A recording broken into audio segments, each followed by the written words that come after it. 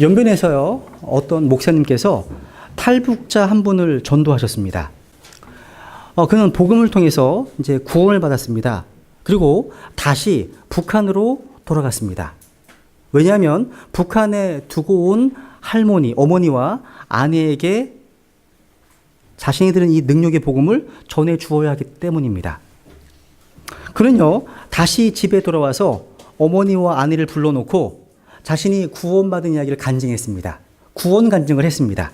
그러면서 어머니와 아내도 믿을 것을 간증했습니다. 막 눈물로 간증을 했어요. 그러자 어머니와 아내도 눈물을 흘리면서요, 이렇게 얘기했습니다.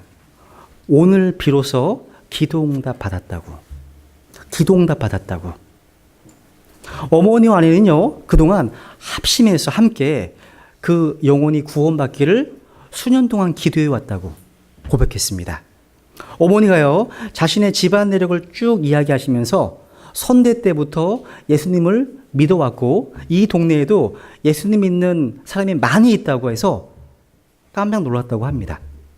여러분, 하나님은요, 우리가 상상할 수 없는 방법으로 자신의 사역을 이루어 나가시는 전능하신 분이십니다. 하나님은 이 땅 보이지 않는 곳곳에 자신의 종도를 숨겨두시고 일하게 하십니다. 지금도요, 세계 곳곳에서 우리가 상상하지도 못했던 곳에 소리 없이 묵묵히 하나님의 일을 수행하는 하나님의 사람들이 많이 있습니다. 성경에 보면 때로 그곳이 우상 숭배의 본거지인 바벨론의 왕궁일 수도 있고요, 또 사악한 아하방의 신하 중에 있을 수도 있고 로마의 카이사의 가문에 속한 사람일 수도 있습니다. 여러분, 열왕기하 5장에 보시면 나아만이 회심합니다. 구원받습니다. 나아만의 회심에 결정적인 역할을 했던 사람이 누구예요?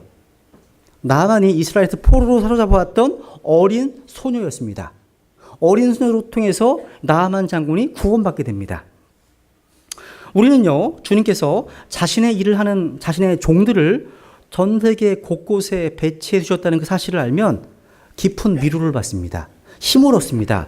도전받습니다. 오늘 우리가 보게 되는 이 오바다라는 사람도요, 그런 인물입니다. 여러분, 우리가 언뜻 보면 어떤 이름 있는 몇몇 사람들이 모든 것들을 다 이루어 놓은 것 같은 인상을 받게 됩니다. 그런데 사실을 살펴보면 전혀 그렇지 않습니다. 실상은 전혀 드러나지 않는 사람들, 전혀 중요하지 않은 것처럼 보이는 사람들, 또 역사의 그늘 가운데서 가려진 평범한 사람들, 제 표현으로 하자면 역사의 숨은 위인들이 진정한 역사의 주인공입니다. 또 그들의 숨은 스토리가 우리의 이야기임을 부인할 수가 없습니다. 본문의 주인공이 바로 그런 사람입니다.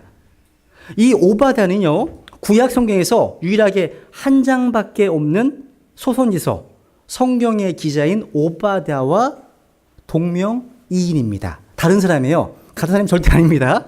아닙니다. 오바다는요, 딱 여기 한 번밖에 안 나옵니다. 이 본문에서밖에 안 나와요. 아무도 주목하지 않을 사람이고요. 또 오바다가 이루어 놓은 것도 어떤 면에서 보면 우리를 크게 감동시키지 못합니다. 그러나 아무도 주목하지 않을 사람이지만 하나님께서는요, 이 사람에게 관심을 갖고 계십니다. 그래서 성경은 긴 지면을 할애해서 이 사람을 소개하고 있는 겁니다. 먼저 첫 번째로요, 먼저 이 숨은 위인 오바다가 살았던 시대적 배경부터 살펴보겠습니다. 시대적 배경. 오바다는요, 자신의 신앙을 지키기에는 아주 위험한 시대적 배경 속에 살았습니다. 이 당시의 왕이 누구였습니까? 아합왕이었습니다. 악명 높은 아합이 다스리던 시기였습니다. 오늘 등장하는 이 오바다는요, 솔로몬이 죽은 지 약 58년 만에 일어난 일입니다. 이 짧은 역사 기간 동안에 무려 7명의 왕이 북왕국 이스라엘 10지파를 다스렸습니다. 근데 그 왕들은 모두가 다 좋은 왕, 나쁜 왕이었습니까? 악한 왕이었습니다. 여로보암으로 시작해서 아합에리까지 점점 사악해져 갔습니다. 그러니까 역사는 계속해서 돌고 있습니다. 악순환의 연속입니다. 여로보암이 깔아놓은 이 배교의 철로로 그 후대의 사람들이 달려갔습니다. 그 절정에 달한 것은 바로 오므리의 아들 아합 왕이었습니다. 한번 열왕기상 16장 읽어보겠습니다. 16장 30절, 31절 읽겠습니다.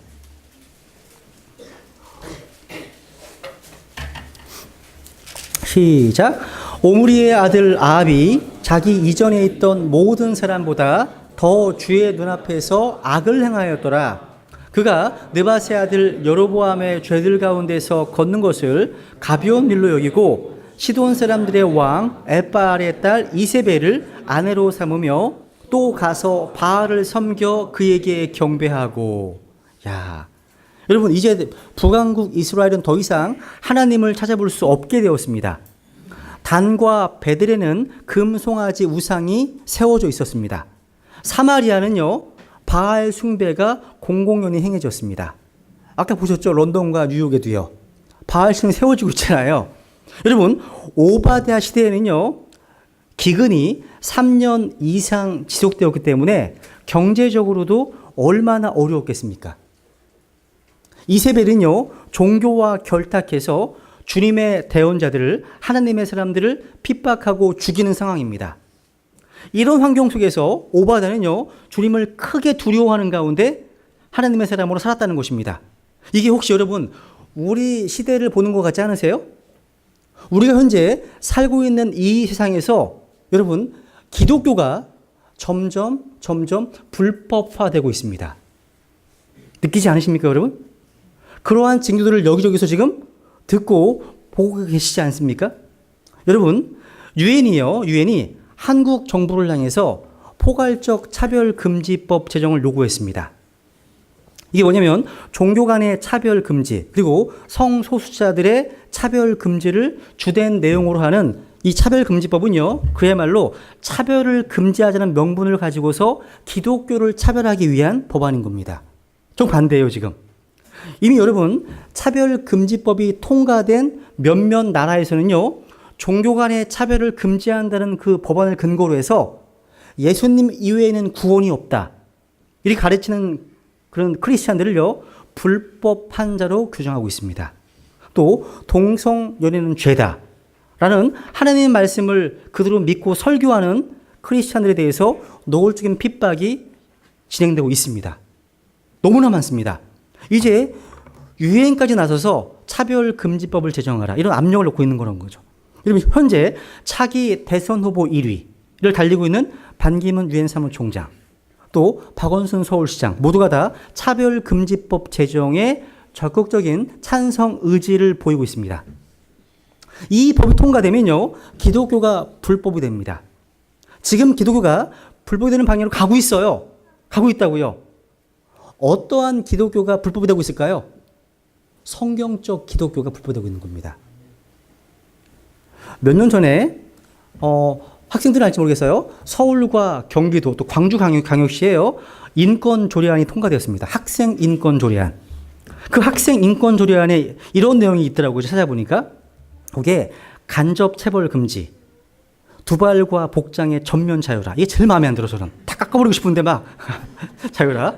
또 학내 정치활동 허용, 그리고 동성애, 또 임신, 출산 등을 이유로 한 차별 금지 등등 많습니다. 이런 내용이요 인권이란 이름으로 교묘하게 설명되어 있지만 그 본질은 기독교 가치관에 불법합니다. 본질이 그렇습니다. 이제 학교에서 동성애를 잘못된 것으로 가르치는 것은 인권 침해가 됩니다. 저 여러분이요 하나님의 말씀에 근거해서 동성애는 죄입니다 라고 말하면 법적인 제재를 받게 될 수 있다는 겁니다. 이와 비슷한 사례로 예수 그리스도만이 구원이다 라고 하는 이 진리는 다른 종교에 대한 인권 침해 요소로 판단되어지고 있습니다. 실제 일이 벌어지고 있어요. 다른 나라에서요. 그 유명한 법이 미국과 영국에 있는 혐오 방지 법안입니다. 실제 진행되고 있습니다. 제가 예전에 많이 보여드렸을 거예요. 거리에 설교했던 설교자가 체포되는 곳들 많이 보여드렸잖아요. 실제 영국에서는요. 종교 간의 증오감을 촉발할 수 있는 행동이나 말을 한 사람 또 다른 종교를 비판하면 최고 7년의 징역형에 처한다. 법입니다. 미국에 보면 미국은 되어 있습니다. 종교나 성적 지향, 동성연애, 성전환자 등을 사유로 반대하면 징역 10년 이하의 징역에 처한다. 그러므로 거리에서 설교하거나 전도지를 배포하는 행위는 불법이며 체포될 수 있다. 되어 있습니다. 이러한 혐오 방지 법안에 대해서요, 이 밤 나이트라는 사람이 이런 말을 했습니다. 그러한 운동가들의 최종 목표가 있다. 목표는 뭐냐면 기독교의 범죄화입니다. 그렇게 얘기합니다. 또 미국의 가정연구회장 토니 퍼킨스가 이렇게 얘기했습니다. 혐오 방지 법안은 첫 걸음을 뗀 거고 결국에는 이 나라 교회의 입을 틀어막는 것입니다. 이건 이론이 아닙니다. 사람들이 우리나라는 괜찮겠지, 그렇게 되지 않을 거야 생각하지만 영국도 그렇게 되었고 호주, 캐나다, 미국 등 여러 도시들이 그렇게 변했습니다. 그러니까 혐오 방지 법안은요, 기독교 가치관의 불법화 바로 전 단계인 겁니다. 그런 거예요, 여러분. 여러분 깨어 있어야 됩니다. 그리고 더욱더 복된 소망 가운데 거하시면 되겠습니다. 왜? 주님의 오심이 더 가까워진 거거든요. 여러분, 지금 세계는요, 신세계 질서라고 하는 하나의 정부, 하나의 종교를 향해 진행되어 가고 있습니다. 적 그리스도를 향한 그런 시스템, 그것이 다 그 방향으로 세팅되어 가고 있다는 거죠. 여러분, 제가 본 책에 이런 얘기 있어요. 유엔 산하에요, 종교 통합 기구가 있습니다. 있는데 종교 통합의 가장 걸림돌이 되는 존재로 누구를 지목했는지 아십니까? 저 막 지금 온몸에 소름이 끼쳤어요. 에클레시아입니다. 에클레시아라고 돼 있어. 에클레시아가 뭐예요? 교회입니다. 교회거든요, 에클레시아. 에클레시아는 말은 밖으로 불러냄을 받은 모임이란 뜻입니다. 교회예요. 저 여러분이 바로 에클레시아입니다. 여러분, 성령님께서 함께 하시는 그리스도의 몸된 교회가 이 땅에 존재한 한 그리스도는 이 무대 위에 등장할 수 없기 때문에 이렇게 생각합니다. 교회가 이 땅에 사라지고 난 뒤에 등장하거든요. 그죠? 오바다는요, 이 오바다가 살고 있던 이 시대는요, 우리 시대보다 더하면 더했지 덜하지 않았습니다. 온 민족이 하나님을 등지고 배교했습니다. 바알 숭배에 빠져버렸습니다. 그리고 한 걸음 더 나아가서 하나님의 말씀을 선포하는 대언자들을 죽이기까지 했습니다. 즉, 이 상황을 오늘날 버전으로 말하면 기독교가 불법이 되고 종교 재판이 집행된 것이라고 할 수 있습니다. 이러한 악의 집중 포화 속에서 오바다가 살고 있었던 곳입니다. 그럼에도 이런 위험한 상황에서 오바다는 신앙을 지키며 살았습니다. 만약 여러분이 기독교가 불법이 됐습니다. 그리고 하나님의 말씀 선포하는 우리들을 잡아갑니다. 여기 오시겠습니까? 그때는 미리 말씀드릴게요. 각 구역별로 모이세요. 안 오셔도 돼요. 구역별 모여서 예배 드리세요. 그 안에서요. 그런 일이 진행될 수 있습니다. 이게 그렇게 먼 얘기가 아니에요. 저는 느끼기에 굉장히 가깝게 느껴지고 있어요. 이런 것들이요. 여러분, 오바다 했던 이런 시대적 환경이요, 지금 우리보다 덜하지 않았다는 거예요. 그런데 이 오바다는 세상 속에 살고 있었지만 세상에 물들지 않았습니다. 오바다는요. 한번 요한복음 17장을 읽겠습니다. 요한복음 17장. 주님의 기도문이 나와요. 주님의 기도. 요한복음 17장 14절. 14절. 우리 같이 읽겠습니다. 16절까지 같이 읽겠습니다. 시작. 내가 아버지의 말씀을 그들에게 주매 세상이 그들을 미워하였사오니 이는 내가 세상에 속하지 아니한 것 같이 그들도 세상에 속하지 아니하기 때문이니이다. 나는 아버지께서 그들을 세상에서 데려가시라고 기도하지 아니하오며 다만 그들을 악에서 지켜주시라고 기도하나이다. 내가 세상에 속하지 아니한 것 같이 그들도 세상에 속하지 아니하나이다. 사실 여러분, 오바다는요, 많은 오해의 소지를 갖고 있던 사람입니다. 저희 집에 이 오바다에 대한 책들이 여러 권 있어요. 성경 신자들이 쓴 글이 여러 권이 있어요. 있는데 다 오바다를 안 좋게 평가합니다. 다. 제임스 다 안 좋게 평가합니다. 아주 세속적인 그리스도인을 평가합니다. 여러분, 이 오바다는요, 아합의 집을 다스리는 고관이었습니다. 지금으로 말하면 대통령 비서실장 정도의 높은 지위였습니다. 어떤 책에 보니까 그 당시에 2인자에 속한 위치라고 설명하더라고요. 여러분, 얼마나 오해의 소지가 있습니까? 그 사악한 아방 밑에 빌붙어 살던 인간이라고 손가락질 받기 딱 좋은 사람입니다. 저런 인간이 있냐고 권력에 빌붙어 가지고서 아합의 농을 먹고 산다고 이렇게요. 사람들은 그럴 것 같은데 제가 보기에는 좀 다릅니다. 하나님은요, 놀랍게도 그를 다르게 평가하십니다. 보세요. 읽어보세요. 시작. 이제 오바다는 크게 주를 두려워하였더라. 이건 저의 평가가 아니에요. 하나님의 평가입니다. 그냥 두려운 게 아니라 어떻게 해요? greatly, 아주 크게 두려워했답니다. 크게 두려웠다고 말씀하십니다. 제가 이 말씀을 보면서 마음에 다짐하는 게 두 가지가 있습니다. 하나는 내 잣대로 내 기준으로 사람을 평가하지 말자. 내 눈으로요, 저 사람 그러면 안 될 것 같은데 하나님께서는 크게 주님을 두려워했다고 인정할 수 있는 것이 인간 세계라는 겁니다. 그리고 또 하나 발견한 게 뭐냐면 세상 탓하지 말자는 겁니다. 혹시 이렇게 생각하면 사시는 분 계십니까? 에휴, 참 세상에 더러워서 믿음 생활이 어렵다고 술 안 먹고 로비 안 하고 뇌물 주지 않고 사업할 수 있겠냐고, 직장 생활할 수 있겠냐고, 아부도 해야 되고 이런 거. 근데 여러분, 과연 그렇습니까? 세상이 신앙을 지키기에 너무 악합니까? 크리스찬으로 살아가기에는 이 세상이 너무 악합니까, 여러분? 성경은요, 그렇게 우리에게 말하지 않습니다. 아니, 성경이 우리에게 보여주는 모든 믿음의 인물들을 보면 한결같이요, 그들의 빛나는 신앙과는 너무 대조적으로 주변 환경은 열악하고 사악하게 그지없었습니다. 노아가 대표적인 인물이었습니다. 창세기 6장 11절에 보시면 그 당시의 세상은 썩어 문드러졌습니다. 다 썩고 부패한 세상이었습니다. 노아가 살던 주변 상황이 그랬다는 거예요. 그런데 노아는 의인이었습니다. 하나님과 동행했다고 말씀하고 있습니다. 그건 노아니까 가능한 일이겠죠. 저는 아닙니다. 이렇게 핑계대는 사람들이 의외로 많습니다. 하지만 성경은요, 이런 믿음의 사람들에 대해서 말할 때마다 그것을 exception, 예외로 주신 것이 아닙니다. 우리가 따라야 될 example로, 모본으로 주신 겁니다. 우리도 그렇게 살라고 이런 사람 생기를 보여주신 것입니다. 그렇지 않으면 소개할 이유가 없죠, 주님께서요. 여러분, 사무엘상 보시면 사무엘도 마찬가지예요. 사무엘은요, 3-4살의 어린 나이에 성전에 바쳐졌습니다. 성전을 한 곳이 말이 성전이지 강도의 소굴이었습니다. 홈리와 비느하스라고 하는 제사장의 두 아들들이 성전에서 예배드리러 오는 여인들을 겁탈했습니다. 교인들이 헌금을 강탈했습니다. 하나님께 헌물을 가져오면 가로채먹고 온갖 폐역을 저질렀습니다.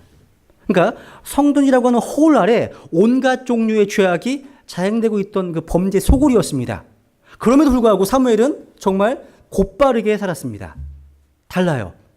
여러분, 배교와 우상 숭배로 타락한 아합왕을 섬기고 왕궁에서 사는 삶은 이게 쉬웠을까요? 쉬운 일이 아니었을 겁니다. 우리는 왜 거기서 나오지 않고 타협했냐? 몰아붙일 수 있습니다. 그러나 여러분, 어떠한 환경이든지 간에 하나님의 인도로 주어진 것이라면 머물러 있어야 됩니다. 떠나려고 하시기 전까지는요. 성경에 말씀하십니다. 고린도전서 7장 10절에 보시면 같이 읽죠. 시작. 각 사람은 자기가 부르심을 받을 때 하나님의 명령입니다. 하나님이 떠나라고 명령하시기 전까지는 그 자리에서 머물러서 섬겨야 됩니다. 여러분, 오바다는요, 제가 볼 때 직장 생활을 하는 성도들의 모델이 될 수 있습니다. 오바다는요, 고위 공무원으로 직장 생활을 한 인물이라고 할 수 있습니다. 바알 숭배와 온갖 범죄로 얼룩진 한 나라의 그 암담한 상황 속에서도 이 하나님의 사람 오바다는요, 그 암흑의 중심지였던 궁궐에 머물러 있으면서도 여전히 크게 주님을 두려워하는 사람으로 하나님께 인정을 받고 있습니다. 좀 제가 보기에는 엘리야가 더 편해 보여. 오바다보다요. 엘리야는 불리에 살았잖아요. 얼마나 속편하게 살았을까 몰라요. 그죠? 여러분, 엘리야를 범죄로 물든 이스라엘 땅에서 분리시켜서 은둔 생활을 하게 하셨던 그 하나님은요, 똑같은 자신의 능력과 주권적인 방법으로 죄악의 중심지였던 이 궁중에 하나님의 종 오바다를 숨기고 있었습니다. 그를 통해서도 역사하고 있었습니다. 근데 오바다는요, 우상 숭배자들과 타협하지 않았습니다. 뿐만 아니라 이세벨이 죽이려 했던 대원자들을 숨겨주었습니다. 즉 하나님의 대원자들이 오바다 때문에 보호를 받았습니다. 이처럼 여러분, 하나님은 때때로요, 적진의 한복판에 하나님의 종들을 곳곳에 심어 놓으셔서 그를 통해서 역사하십니다. 어떤 사람은 그 왕궁과 분리된 들에서 외치는 자의 소리가 되어야 됩니다. 그러나 또 어떤 사람은 흑암과 죄악의 부패가 뒤덮고 있는 그런 상황에서 떠나지 말고 그 속에 있어야 됩니다. 여러분, 그리스도인 정치인이 필요합니다. 그리스도인 사업가가 필요합니다. 그리스도인 교사가 필요합니다. 그리스도인 직장인이 필요합니다. 그리스도인 연예인이 필요합니다. 다 필요합니다. 우리는 이 세상의 모든 영역과 상황, 도처에서요, 하나님 사람이 필요합니다. 오바다 같은 좋은 그리스도인이 필요하다는 겁니다. 오바다 같은. 여러분, 왜 성경이요, 이런 인물들을 열거하고 있을까요? 아합이라는 왕 아래에서 어떻게 오바다가 신앙을 지키면서 살아갈 수 있었을까요? 그 구체적인 내용은 성경에 나와 있지는 않지만 분명히 성경은 증거합니다. 그는 아합의 종이었지만 주님을 크게 두려워한 자라고 말합니다.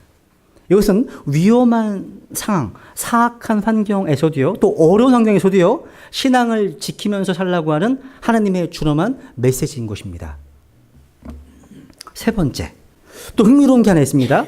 오바다의 물질관입니다. 여러분, 오바다에서 배우는 귀한 모습은요, 세상 사람과는 다른 물질관을 가진 인생이 되자는 겁니다. 여기 4절에 4절, 13절 반복하는데요.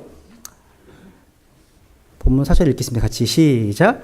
이세벨이 주의 대원자들을 끊어버릴 때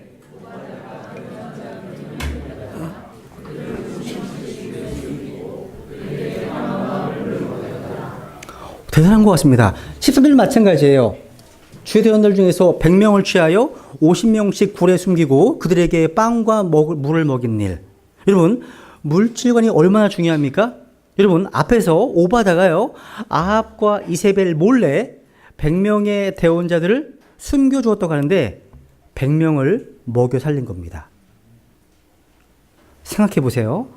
이 배경을 생각해 보세요. 3년 동안 비가 내리지 않았으니까 물가가 얼마나 폭등했겠습니까? 상상해 보세요. 수요와 공급 법칙에 따라서 물 한 통 구하는데 아마 많은 돈이 필요했을 겁니다. 그리고 생필품이 얼마나 모자랐겠습니까? 그렇게 물가가 폭등하는데 남의 식구 100명을 먹여 살린다는 것은 이게 오바다의 물질관을 말해주는 겁니다. 여러분, 우리의 물질이 어떻게 쓰이고 있느냐가 우리의 인격이고 우리의 믿음입니다. 우리의 가치관이고 세계관을 보여주는 지표가 됩니다. 여러분, 열왕기상 18장 5절에 보시면 세상을 대표하는 아합을 보세요. 아합이 보여주는 행동은요, 그가 자기 재물을 말과 노새 살리는데 온통 마음을 쏟았습니다. 아합 보세요. 시작. 아합이 오바다에게 이르기를 땅으로 가되 모든 물 근원과 모든 시내로 가라. 혹시 우리가 풀을 찾으면 말과 노새들을 살리니 그리하면 우리가 모든 짐승을 잃지는 아니하리라 하고는, 지금 아합은 자기 재산에만 관심이 있어요. 이기적인 거죠. 자기에게만 초점이 맞춰 있습니다. 여기에 반해서 오바다는 얼마나 대주적입니까? 다르죠? 여러분, 솔직히 대답해 보세요. 마음으로. 여러분, 아합 측에 속하신 분이십니까? 오바다 측에 속하신 분이십니까? 여러분, 자기를 뒤돌아볼 때 늘 아합처럼 자기 재물에 집착하고 그렇게 살고 계시다면 또 그 돈 때문에 이 세상에서 발목 잡히는 무서운 요인이 될 수 있습니다. 여러분, 오바다는요, 이러한 위험한 날들 가운데서 세상 사람과는 다른 물질관을 가졌다는 겁니다. 우리 베드네 심내교회는요, 별도의 헌금 시간이 없습니다. 지난주에요, 우리 이 목사님께서 우리 교회에 필요한 말씀 해주셨는데 예배 시간에 헌금하는 시간이 있는 줄 아시고 봉투에 헌금을 준비하셨나 봐요. 근데 저희 교회에는 별도의 헌금 시간이 없잖아요. 그죠? 헌금함도 안 돌리잖아요. 각자 하나님 앞에서 뒤에 있는 헌금함에 그냥 넣는 것 뿐이잖아요. 그죠? 근데 이 목사님께서 예배 후에 돌아가시면서 준비한 헌금을 하나님께 못 드렸고, 그래서 헌금을 나중에 주고 가셨다는 얘기를 들었습니다. 따로 주고 가셨답니다. 혹시 제가 말씀의 사역자로서요, 제가 이런 헌금 생활이나 드리는 삶에 대해서 가르치지 못해서 주님 만나는 그날 여러분의 회개장부에 아무 열매가 없을까 두렵습니다. 사역자는 하나님의 모든 말씀을 선포할 책임이 있습니다. 경기생활도 마찬가지예요. 근데 독립침례교회에서는 이런 걸 거의 설교를 잘 안 하시잖아요. 이게 꼭 하나님께 책망될 것 같은 느낌이 있습니다. 어떤 성도님께서는요, 저희 교회에 있는 책을 보시고 왜 11조를 안 하지? 물으셨다고 합니다. 우리 성경 신자들은 11조를 교회가 실행해야 될 교리라고 가르치지는 않지만 우리 성도들이 하나님께 얼마나 드려야 하는가, 드림에 대한 시작을 할 때 11조가 좋은 기준이 된다고 말씀드렸습니다. 저는요, 신약 성도들이요, 옛 언약의 구약 성도보다 더 하나님께 드리지 못해서는 않는다고 믿습니다. 동물의 피로 세워진 구약 시대에 의무적인 세금처럼 11조를 드렸다면 예수 그리스도의 피로 세워진 신약 시대에는 그보다 더 수준이 낮아서는 되겠습니까? 제가요, 미국에 나온 하나의 통계가 있더라고요. 굉장히 좀 쇼킹했어요. 이게 2001년도에 나온 조사인데요. 1999년도에 비교해서 2000년에 구원받은 거듭난 그리스도인 성인들 가운데 아예 헌금을 하지 않는 사람들이 44% 증가했답니다. 그리고 적극적으로 교회에 나오는 사람들 가운데 무려 30에서 50%가 전혀 헌금하지 않는다. 이 통계가 나와 있어요. 이게 미국 통계입니다. 그리고 갤럽의 조사에 의하면 매주 교회에 출석하는 사람들은요, 매년 자기 소득의 2.5%를 헌금한다고 합니다. 이게 통계예요. 우리나라는 통계가 안 나와요. 여러분, 우리가 은혜 아래 있다는 것이 율법 아래보다 더 낮은 기준으로 사는 것을 의미하지 않습니다. 여러분, 저는 새 언약이 옛 언약보다 우월하다고 믿습니다. 이게 비교해보면 이 통계를 보면 율법이 은혜보다 약 10배도 많은 것 같아요. 이게 참 놀라운 통계죠. 여러분, 만약에 은혜로 드리는 헌금이라는 것을 단순히 내가 드리고 싶은 만큼 즉흥적으로 이런 의미로 오해하고 있다면 하나님의 말씀을 통해서 이런 헌금 생활을 한번 점검해 보셔야 됩니다. 우리는 모두 하나님 앞에서 우리에게 주시는 물질을 어떻게 썼는지에 대해서 회개보고 하실 겁니다.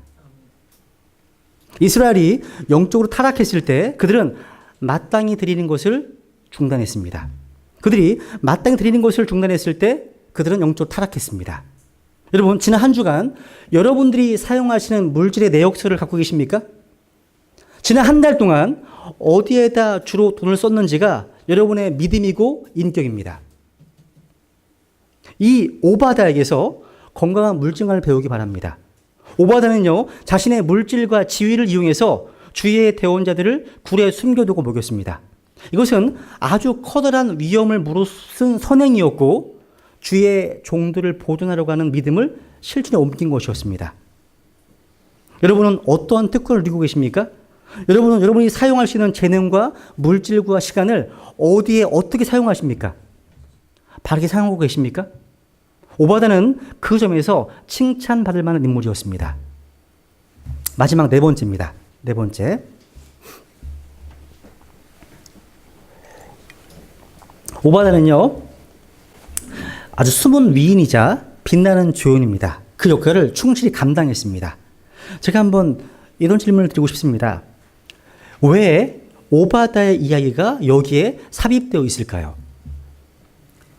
이런 질문을 드린 이유는요, 열왕기상 8장에서 중요한 사건은요, 갈멜산 사건입니다. 근데 엘리야와 오바다의 만남이 먼저 나오잖아요. 갈멜산에서 엘리야와 거짓 대언자 850대 1 사건이 나옵니다. 이게 중요한 쟁점입니다. 근데 그 사건의 핵심 인물은 엘리야입니다. 그 엘리야가 주인공이에요. 근데 왜 오바댜가 여기에 갑작스럽게 등장하느냐 하는 겁니다. 별로 중요한 사건 같지 않은데 아주 길게 무려 한 13구절이나 된 분량으로 이 일을 기록하는 겁니다. 이게 무슨 말이냐면 1절과 2절 한번 보세요. 한번. 하나님이 이렇게 명령하셨습니다. 1절 2절 보세요. 시작. 여러 날이 지난 뒤 셋째 해에 주의 말씀이 엘리야에게 임하니라.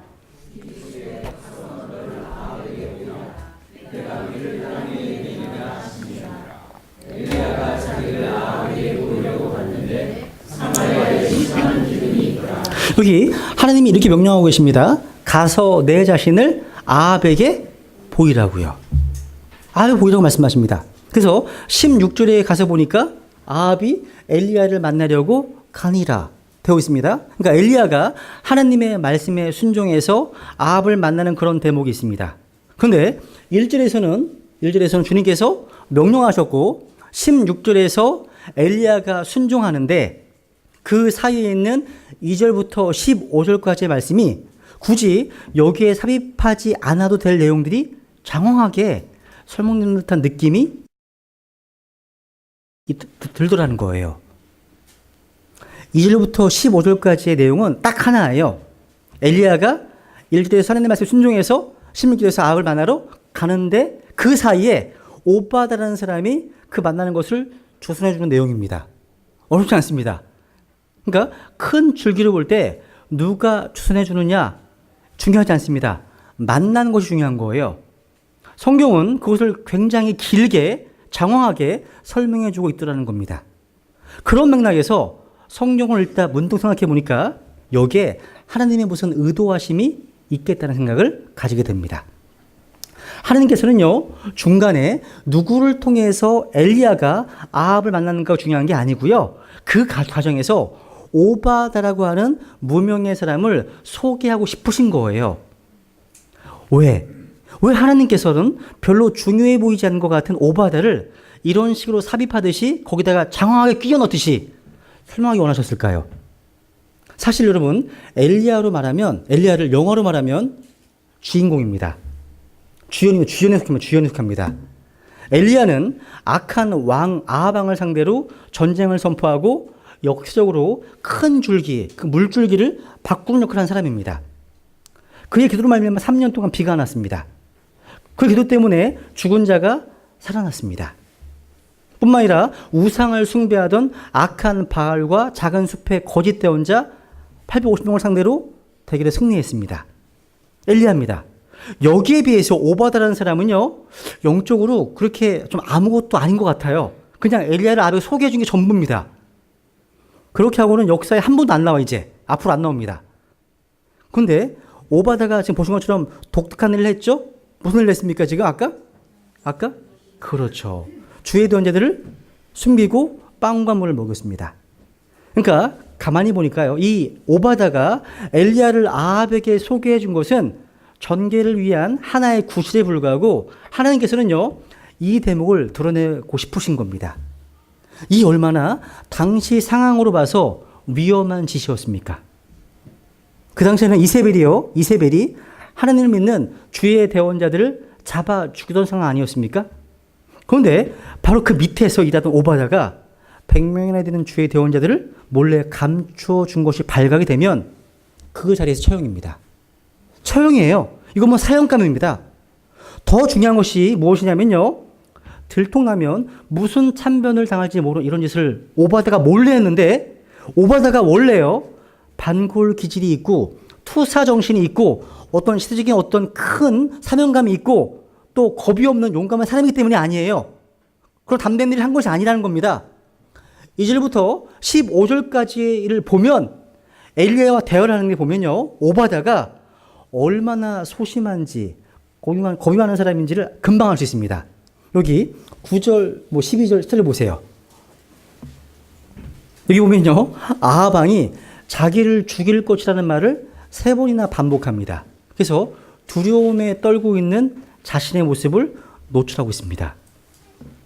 여러분, 엘리야가요, 오바다를 만나서 무슨 요구를 합니까?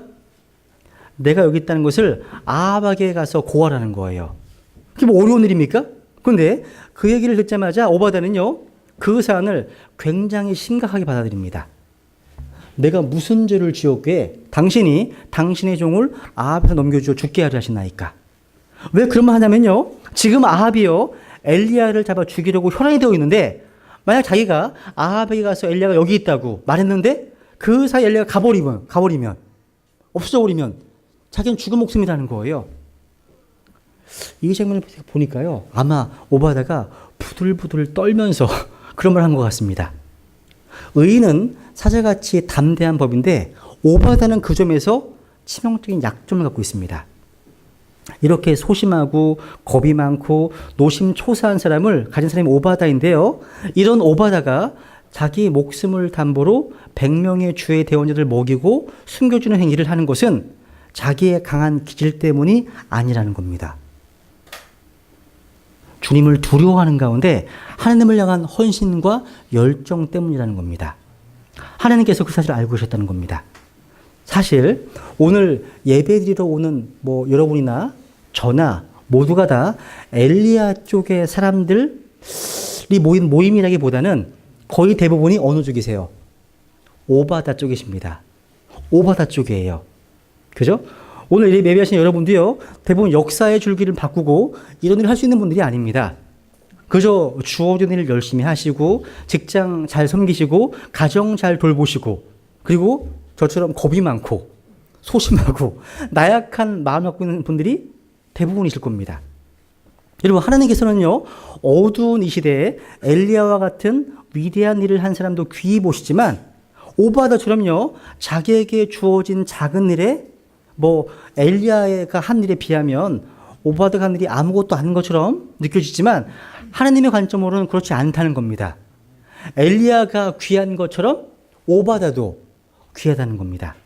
이 사실을 전해주시기 위해서 굳이 2절부터 15절까지의 장황한 내용들이 거기에 담겨 있지 않나, 그렇게 말씀 이야기가 되고 있습니다. 하나님께서는요, 오늘도 그 사람이 어떤 위치에서 얼마나 대단한 일을 하고 있는지를 보시지 않습니다.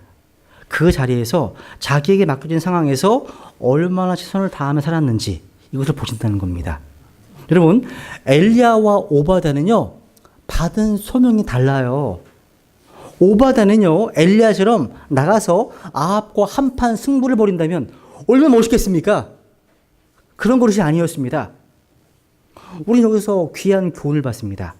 그것은 오바다는요, 자기가 할 수 있는 최선을 다해서 맡은 사명을 잘 감당했다는 것입니다. 이것이 바로 위인의 면모입니다. 비록 숨은 위인이지만 이 사람은 위인입니다. 자기가 할 수 있는 최선을 다해서 맡은 사명을 감당하며 사는 겁니다. 왜 오바다는 엘리야처럼 횃불을 높이 들고 칼을 높이 들고 아합과 정면 대결을 하지 않았을까요? 여러 가지 이유가 많았을 겁니다. 근데 가장 중요한 답은요, 그것이 오바다의 사명이 아니었다는 겁니다. 오바다의 사명은요, 엘리야처럼요, 아합에게 한마디 선포하고 떠나는 것이 아니라 아합의 왕궁에 남아서 이 부패한 정부, 썩어빠진 정부지만 그 녹을 먹으면서도 신앙을 지키는 가운데 할 수 있는 최선을 다해서 맡겨주신 사명을 감당하며 사는 것이었습니다. 제가 보기에는 어쩌면 이것이 엘리야가 맡은 일보다 훨씬 더 어려운 일이었는지 몰라요. 동의가 되지 않으세요? 더 어려울 것 같지 않으세요? 못 견딜 것 같아요. 그죠? 여러분, 러커 목사님이 쓰셨던 자서전 풀컵이라는 책이 있어요. 거기 보면 그런 말씀 하세요. 사람들이 자기를 많이 욕한대요. 왜? 자기의 거친 어떤 욕설 때문에, 거친 말 때문에. 러커만은 그런 말을 합니다. 자기는 굉장히 좀 부드러운 것 같아요. 그런데 하나님 말씀, 킹제임스 성경을 누군가 헐뜯고 변개하고 하여튼 바꾸고 이런 사람에 대해서는 하나님께서 저에게 하나님의 세파트처럼 물으라고 부르셨다는 거예요. 그게 자기 사명이래요. 그러니까 이분은요, 성경 문제를 떠나서는 되게 좋으신 분이세요. 그런데 누가 하나님 말씀을 변개시키잖아요. 물어뜯습니다. 근데 이 소명이 자기 거래요. 그러니까 다른 사람 보고 하라는 게 아니에요. 달라요. 그런데 우리나라에서 종종 어떤 사람들은 러커먼과 똑같은 말 하는 경우가 많이 보게 돼요. 아닙니다. 그렇게 하지 말라고 말하고 있습니다. 그러니까 크리스찬이면 무례한 말을 해서는 안 되겠죠. 그죠? 네, 각자 받은 소명이 다 다른 겁니다. 그렇게 이해하시면 좋을 것 같아요. 여러분, 오바다를 통해서 오늘 보여주는 하나님의 메시지가 여기 있습니다. 오바다는 자기에게 맡겨진 사명, 그 사명을 그 현장을 떠나지 않고 최선을 다해서 감당했습니다. 여러분이 맡겨주신 사명이 뭐예요? 그게 뭐에 상관없습니다. 그 혹시 직장, 어떤 생활인, 직장인인지 아니면 가정주부인지 상관없습니다. 어떤 것이든 어느 곳이 상관없습니다. 하나님께서 맡겨주신 삶이라면, 그리고 하나님께서 부르셔서 우리를 세워서 주신 그 시대의 사명이라면 최선의 노력을 다 하셔야 됩니다. 엘리야처럼요, 이 땅에 내 말이 없으면 비가 있지 아니하리라 딱 선언해놓고 도망가는 일. 혜성처럼 나타났다가 번개처럼 사라지는 인물. 갈멜산에 어떤 전투를 벌여서 역사의 한 페이지를 장식한 뒤에 불말과 불명호를 타고서 하늘로 승천한 삶보다 그냥 끝까지 살아서 맡은 사명을 완수하는 것이 더 어려울 수 있습니다. 오바다처럼요, 오늘도 주어진 현장에서 살고 싶진 않지만, 직장에서 사표 던지고 싶지만 거기에 맡겨진 일이 있고 주시는 사명이 있기 때문에 최선을 다해서 감당하면서 살아가는 사람이 있다는 겁니다. 오바다는요, 주의 대언자 100명을 위해서 3년 6개월 동안을 하루도 빠짐없이 하루에 2번 혹은 3번 마치 엘리야를 찾은 까마귀처럼요, 그들에게 물과 고기를 제공했습니다. 그 평범하고 조용한 헌신의 삶이 하나님에 맡기신 귀한 사명이자 존재 이유였습니다. 여러분, 영어로 치자면 주연으로 엘리야 같은 사람이 한 명 필요하다면 조연은 몇 명 필요할 것 같으세요? 많이 필요합니다.